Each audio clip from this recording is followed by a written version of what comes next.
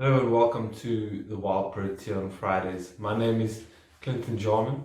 I'll be taking you through all the latest in South African sports. So the idea of this channel is basically just to provide fans with an outlet, a way of commenting and getting the different fans' opinions on sport and things that are going on in the world of South African sport. Don't forget to like this video. Don't forget to subscribe here on our Fair Digest YouTube channel and also the online magazine, and don't forget to comment as well. So straight into it, we're going to go first with the Springboks. Obviously, today the Rugby World Cup kicked off. I happened to catch a bit of the opening ceremony and a bit of the Japan game. The opening ceremony was, well, I don't really know what it was, because a lot of it had to do with cultural history of Japan and Japanese rugby, which I must be honest, I'm not too clued up on. So the opening ceremony was at times a bit confusing, but I did like the one part where they sort of made Mount Fuji and had all the teams around it. What was interesting though was the three biggest cheers came for obviously the host nation. When they were introducing the teams, the host nation had the biggest cheer, obviously, being Japan. And then, after that was South Africa, which was quite interesting. The other one was New Zealand. They also got quite a big cheer, but South Africa got, second biggest cheer alongside Japan. So it just shows how much support there is in Japan for the Springboks. Not that I saw many green shirts in the crowd, but it just shows that they're going to be supporting us. And I think this World Cup a couple of years ago I wasn't too excited about it, but the last 2 years I think Rasty's done an amazing job in getting his team ready, and now we're going in as sort of one of the favorites. So we'll see what happens tomorrow. Don't forget, tomorrow I'm doing a live stream of the game, so if you want to catch all my reactions to tries and refereeing decisions and whatever else happens in the game, tune in. It's going to be fun. It's going to be exciting, and yeah, it's going to be nice to see the boys get out there again. So just in the Springboks now. So the news this whole week has been about the Springboks game plan and what they're planning to do. Lots been said about the high ball. We used that pretty effectively against the All Blacks when we drew against them. We used it very effectively against Japan, and I think it will be a strategy that we're going to use throughout the World Cup. When you got guys that are putting up contestable kicks, and you got the likes of Mapimpi and Cheslin Colby and some of our locks getting up there as well to compete for balls in the air, it makes it very interesting because they're competing, so which means the kicks are good, and then you can put pressure on your opponent like that. I think that the weather was supposed to play a bit of a part in that. It was supposed to be quite a rainy day. There was thunderstorms predicted for the game, but that seems to have passed now. So yeah, quite an interesting one there. We'll see how that develops, but clear tactics from the Springboks there, that they're going to try and use the high ball and expose the sort of back three of New Zealand, or try to expose them anyway. Yeah, and then there's been a lot made of the fitness. The boys look fit. Everyone is fit. The only sort of concern was Trevor Nyakani, but he's come through that. By the way, congratulations, Trevor, on the birth of your beautiful baby. Wish you all the best for the future, and obviously on the rugby pitch as well. Yes, and then just the versatility we have on the bench is interesting, because we have got a lot of guys that can slot into a lot of different positions, and even in the match day 23 or the 15 guys on the field, Cheslin can slot in both the wings, full back, and that sort of thing, and Willie can also, like I said in my previous video, come in at first receiver and do a job there, and do a very good job there actually. So nice versatility in the team.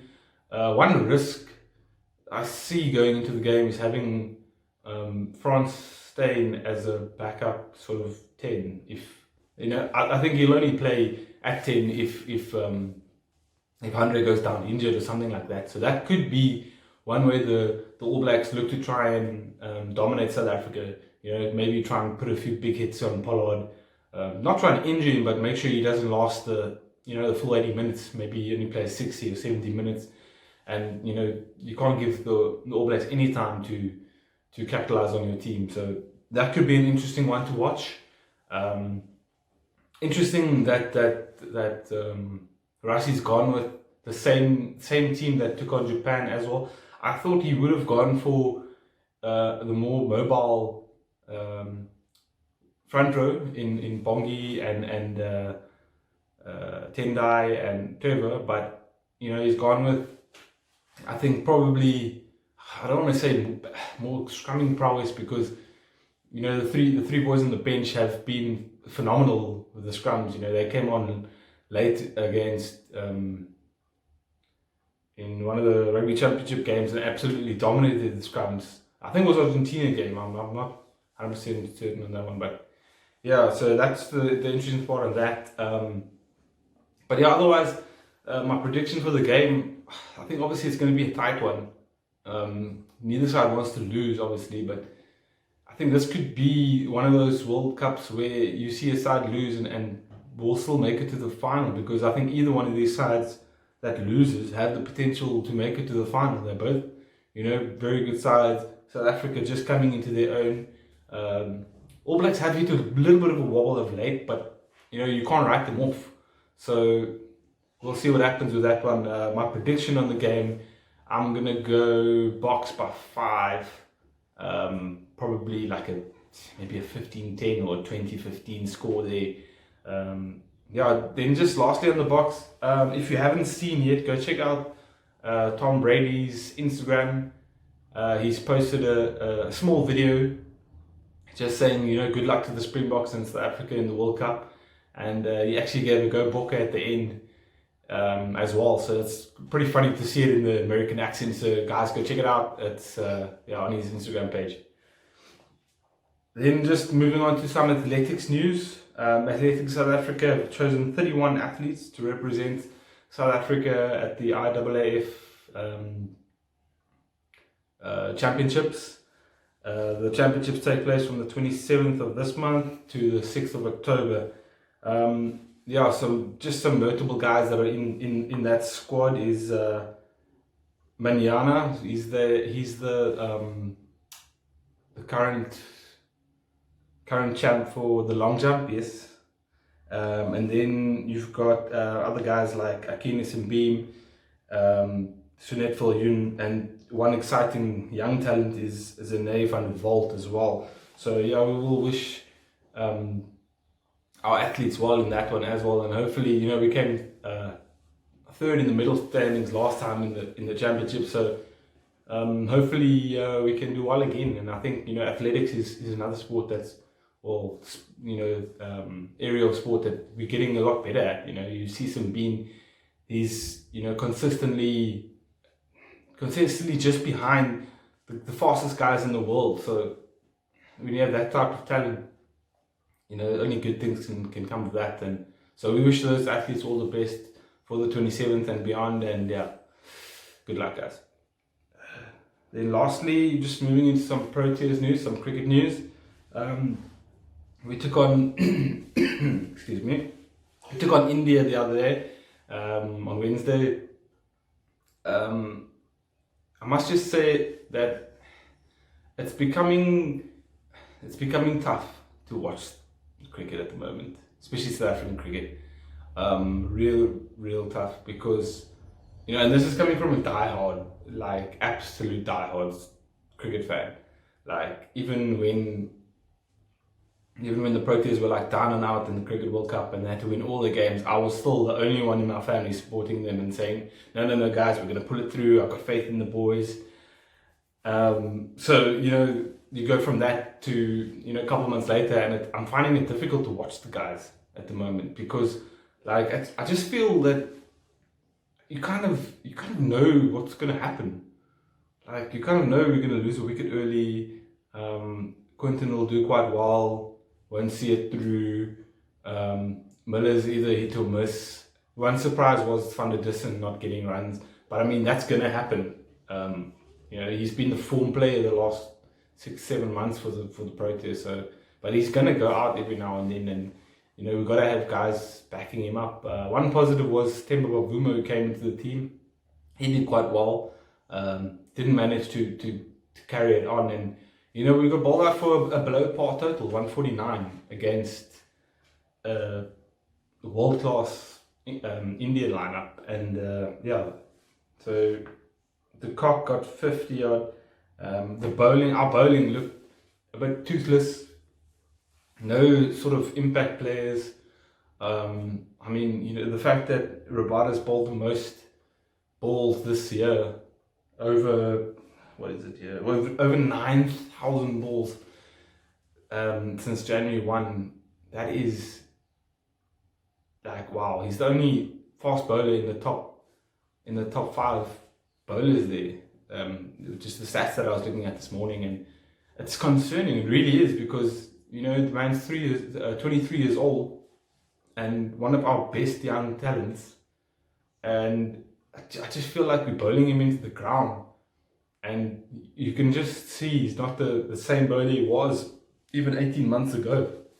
So hopefully we can come up with a situation where he's going to get some rest. You look at what the Aussies did recently.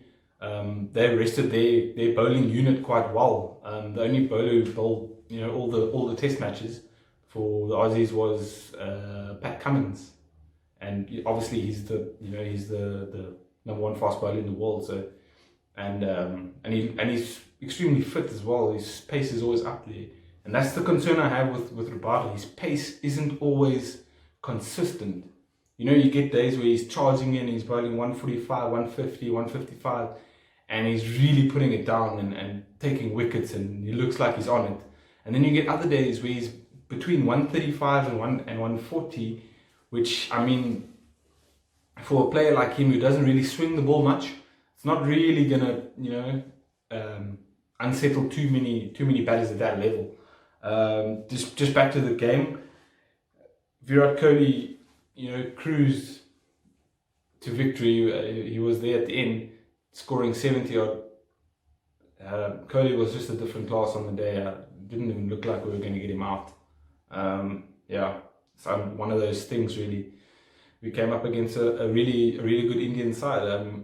I do think that Coach Enoch has been thrown in the deep end a bit in his first tour to India. It's a tough place to start your international coaching career, even though it's just as an interim position.